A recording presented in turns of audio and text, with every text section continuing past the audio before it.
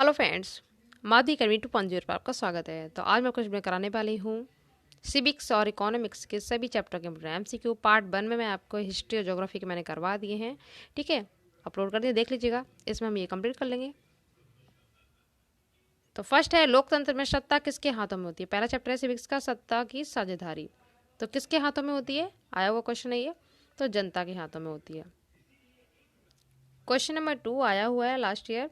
Belgium की सामुदायिक सरकार में निम्न में से किसके मध्य सत्ता में साझेदारी है। तो कहीं कहीं पे इसमें ये आंसर है, कहीं पे ये है।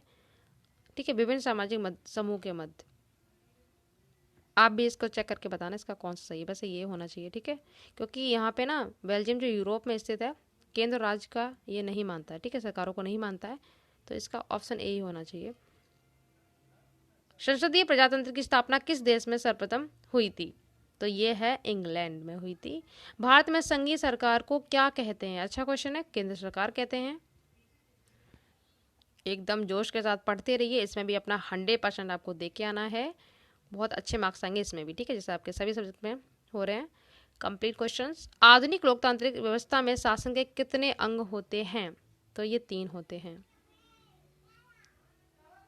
श्रीलंका का सबसे प्रमुख सामाजिक सामाजिक समूह है, कौन सा है।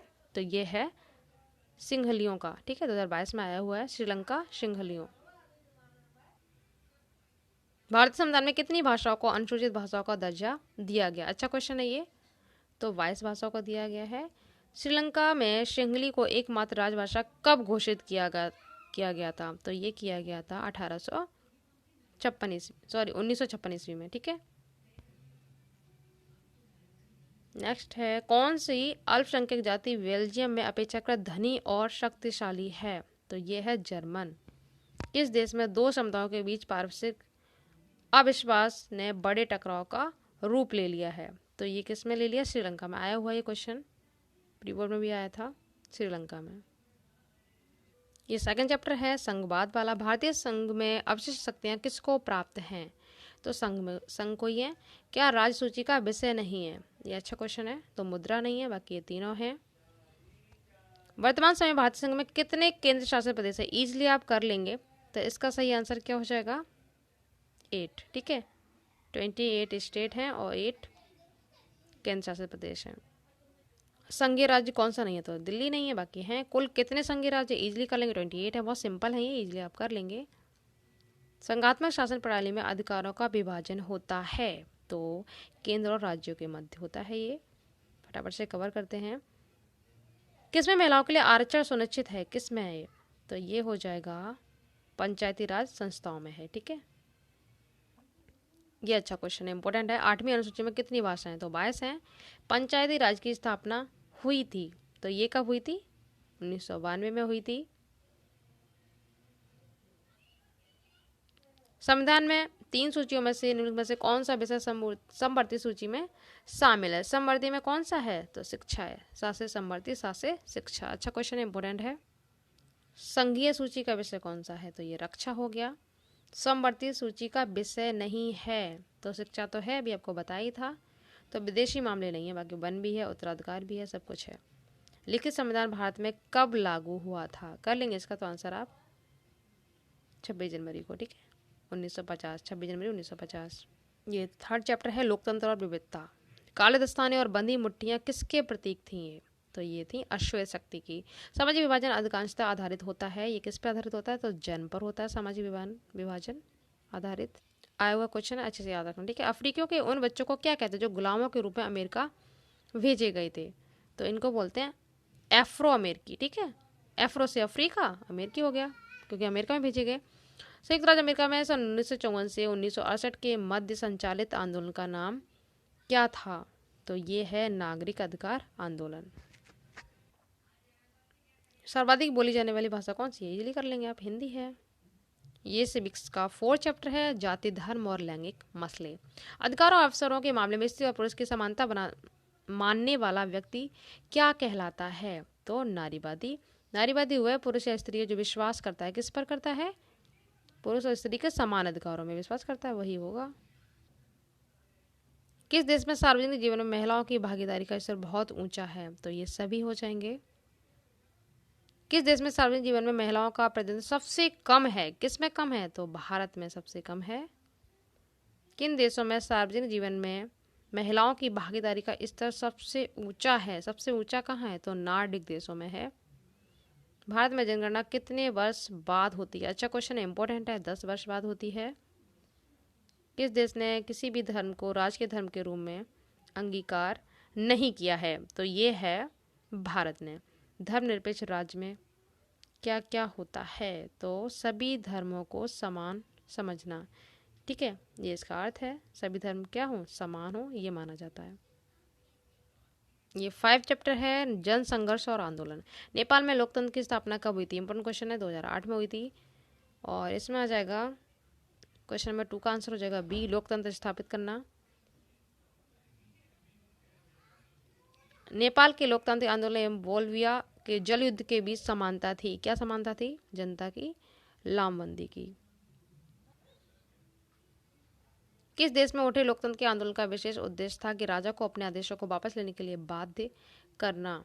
तो ये है नेपाल। ट्रेड यूनियन किस प्रकार का समूह है? तो ये है वर्ग विशेष समूह।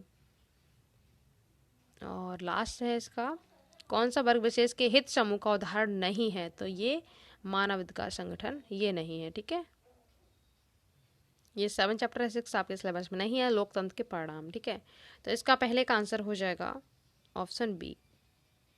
लोकतंत्र व्यवस्था की राजनीतिक और सामाजिक असमानताओं के बारे में किए गए अध्ययन को क्या कहते हैं? लोकतांत्रिक व्यवस्थाओं को असमानताएं बनी रहती हैं।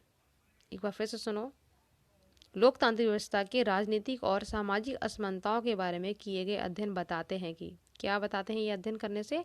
कि लोकतांत्रिक व्यवस्था में असमानताएं बनी रहती हैं। ठीक है, नेक्स्ट है, वर्तमान में विश्व में किस प्रकार की सरकारों की संख्या अधिक है? किस प्रकार की, किस टाइप की? तो लोकतांत्रिक। ठीक है, लोकतंत्रात्मक सरकार हो गया। उस प्रक्रिया को क्या कहते हैं? इसमें लोकतंत्र के निर्णय कायदे कानून के अनुसार लिए जाते हैं, तो पारदर्शी प्रक्रिया कहते हैं। 4th का हो जाएगा लोकतांत्रिक। ठीक है, उसके बाद 5th का आंसर सी, त्वरित निर्णय। लोकतांत्रिक सरकारों में ये नहीं होता त्वरित निर्णय, मतलब तुरंत निर्णय नहीं लिए जाते हैं। और ये देखो लास्ट ईयर आया हुआ है, किस एक देश को छोड़कर हर जगह तानाशाही पर लोकतंत्र को प्राथमिकता दी जाती है? ऐसा कौन देश है उसको छोड़ के? तो पाकिस्तान को छोड़ के। ठीक है, ये चैप्टर 8 है, लोकतंत्र की चुनौतियां। समकालीन विश्व में शासन का एक प्रमुख रूप है तो लोकतंत्र है। किसी लोकतांत्रिक शासन व्यवस्था में समस्या क्या होती है? तो प्रतिनिधियों की चुनौतियां। वर्तमान में लोकतंत्र के रखवाले के तौर पर सक्रिय है तो सूचना का अधिकार। 4th का हो जाएगा ऑप्शन डी, अलोकतांत्रिक शासन को उखाड़ना। संविधान के अनुसार भारत की राजभाषा क्या है? तो इजली आप कर लेंगे, हिंदी है। सबसे ज़्यादा बोलने वाली भी भाषा हिंदी है भारत में। नेक्स्ट है, जो लोकतंत्र को मजबूत करने की चुनौती। निम्न में से कौन सी लोकतंत्र को मजबूत करने की चुनौती है? तो इसका आंसर जाएगा सी, लोकतांत्रिक संस्थाओं का कार्य पद्धति को सुधारना। ठीक है, लोकतांत्रिक संस्थाओं की कार्य पद्धति को सुधारना। भारत में मताधिकार की आयु क्या है? इजली आप कर लेंगे, कितनी है मताधिकार की आयु? इसका आंसर आप बताएंगे। ठीक है, बहुत सिंपल है बताना। तो सिविक्स के चैप्टर हो गए कंप्लीट। अब है ये इकोनॉमिक्स का फर्स्ट चैप्टर, विकास। ठीक है, किस देश के विकास को निर्धारित करने का आधार है? किसी भी देश के विकास को निर्धारित करने का आधार क्या होता है? अच्छा क्वेश्चन है। तो ऑल है, प्रति व्यक्ति आय सब कुछ है। औसत आय को क्या कहा जाता है? अच्छा क्वेश्चन ये भी आया हुआ है, प्रति व्यक्ति आय कहते हैं औसत आय को। कौन सा विकसित देश है? तो ये है फ्रांस। आर्थिक विकास के अंतर्गत सम्मिलित लक्ष्य कौन सा है? तो डी, ऑल हो जाएगा। किस राज्य की प्रति व्यक्ति आय सर्वाधिक है? ऑप्शन के अकॉर्डिंग आपको जाना है। यहाँ पे हरियाणा है। अच्छा क्वेश्चन आया हुआ है। प्री बोर्ड के क्वेश्चन देखो यहाँ पे मैच हो रहे हैं कि नहीं, इंपॉर्टेंट है प्री बोर्ड के, सारे कर लीजिएगा। भारत में कितने % लोग अनौपचारिक स्रोतों से ऋण प्राप्त करते हैं? कितने % लोग हैं ऐसे? तो 85% हैं। कौन सा ग्रामीण क्षेत्र में विकास का लक्ष्य है? तो ये है ऑल। निम्न पड़ोसी देशों में से मानव विकास के लिहाज से किस देश की स्थिति भारत से बेहतर है? किसकी है ये? तो बांग्लादेश की। ये क्वेश्चन इंपोर्टेंट है। मानव विकास जो रिपोर्ट है वो 2018 में भारत को कौन सा स्थान मिला था? तो 130वां मिला था ये 2nd चैप्टर है, भारतीय अर्थव्यवस्था के क्षेत्रक। तो आर्थिक कार्यों के आधार पर किसी देश की अर्थव्यवस्था को विभाजित किया जा सकता है। तो ऑल आ जाएगा। लॉन्ग के लिए क्वेश्चन बहुत इंपॉर्टेंट है, तीनों क्षेत्रों में अंतर। एमसीक्यू भी पूछ लेते हैं कौन से क्षेत्र में आता है, कई बार आया है। तो को पूछा गया कृषि क्षेत्र कहते हैं किसको कहते हैं कृषि क्षेत्र, तो प्राथमिक में ही आते हैं सारे ये नेचुरल वाले, ठीक है।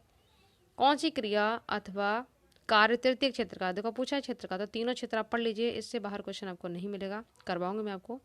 तो ये कृषि का है, ये तृतीय क्षेत्र में आता है। उद्योगों को किस क्षेत्र में शामिल किया गया, उद्योगों को किस में रखा गया है, तो द्वितीय क्षेत्र में रखा गया है, ठीक है। और कृषि तृतीय में रखा गया है। इनकी आप जब डेफिनेशन कर लेंगे तो इजीली आप फाइंड आउट कर लेंगे क्या होता है। भारत में जीविका का प्रमुख स्रोत क्या है, तो कृषि या एग्रीकल्चर। एक वस्तु का अधिकांशतः प्राकृतिक प्रक्रिया का उत्पादन कहा जाता है, तो है प्राथमिक क्षेत्र। यहाँ से इस चैप्टर से बहुत क्वेश्चन पूछे आते हैं, इंपॉर्टेंट है चैप्टर, अच्छे से करना है आपको। और उत्पादन का साधन कौन सा है इसमें, तो पूंजी है। महात्मा गांधी राष्ट्रीय ग्रामीण रोजगार गारंटी एक्ट को लागू किया गया, अच्छा क्वेश्चन है, क्वेश्चन शॉर्ट में भी आता है इसमें से, तो इसका हो जाएगा 2005। सेवा क्षेत्र भी तृतीय क्षेत्र में आता है, ऑप्शन सी में आएगा। ये क्षेत्र जब आप क्वेश्चन आपको कराऊंगी ना तो आप इजीली फाइंड आउट कर लेंगे।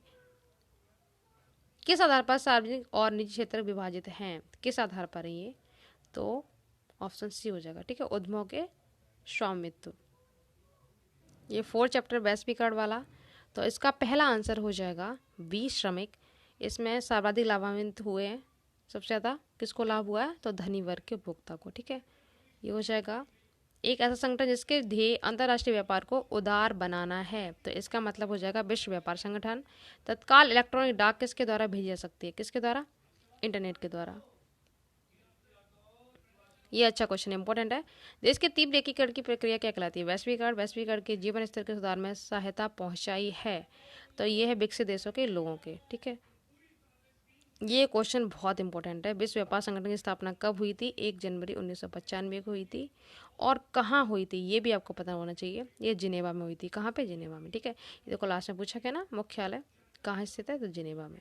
इसका मुख्यालय बात पूछा था कब हुई थी, 1 जनवरी 1995 को। दोनों क्वेश्चन मोस्ट इंपॉर्टेंट है, अच्छे से याद करने आपको आए हुए सारे। ये लास्ट चैप्टर है उपभोक्ता अधिकार, तो इनके अधिकारों में क्या शामिल है, तो ये सभी हो जाएगा। ये इंपॉर्टेंट है, उपभोक्ता संरक्षण अधिनियम कब लागू किया गया था, तो ये हो जाएगा 1986 में किया था, ठीक है। आया हुआ क्वेश्चन ये प्रीबोर्ड में भी आया था। विक्रेता अथवा दुकानदारों द्वारा उपभोक्ता का शोषण किया जाता है, तो ये सभी, ठीक है, सभी द्वारा अधिक कीमत लेकर, कम वजन देकर, मिलावटी वस्तुएं देकर। उपभोक्ता का कर्तव्य क्या, ऑल आ जाएगा इसमें। कोपरा के अंतर्गत उपभोक्ता विवादों के निपटारे के लिए स्थापित किया गया है, क्या किया गया है इसके लिए, तो ये सभी। भारत में राष्ट्रीय उपभोक्ता दिवस कब मनाया था, मोस्ट इंपोर्टेंट है ये, कब मनाया जाता है, 24 दिसंबर को मनाया जाता है। ये भी अच्छा क्वेश्चन आया हुआ है लास्ट। एक मार्क किन वस्तुओं के लिए प्रामाणिक चिन्ह है, तो ये लिखा रहता है, आपने देखा होगा, तो खाद्य पदार्थों, ठीक है, इनके लिए। तो एमसीक्यू पूरे कंप्लीट हो चुके हैं, ज्योग्राफी, हिस्ट्री, ठीक है, सिविक्स, इकोनॉमिक्स सभी के। और हिस्ट्री के मैंने आपको सोल्यूशन प्रोवाइड करवा दूंगी, आज ही मिल जाएगा वो भी। उसके बाद आपको एक एक करके सारे मिल जाएंगे, और मैप के सारे कर ही दिए मैंने, तो वो देख लीजिएगा, डिक्टो क्वेश्चन आपको मैच होंगे। और जितना हो सके वीडियो को शेयर कीजिए। मिलते हैं नेक्स्ट वीडियो में नेक्स्ट टॉपिक के साथ। अपना 100% देना है, बस लग जाइए रिवीजन में, ठीक है। एक लास्ट है, बस ये कर लो, फिर आपको एंजॉय करना है। Thank you.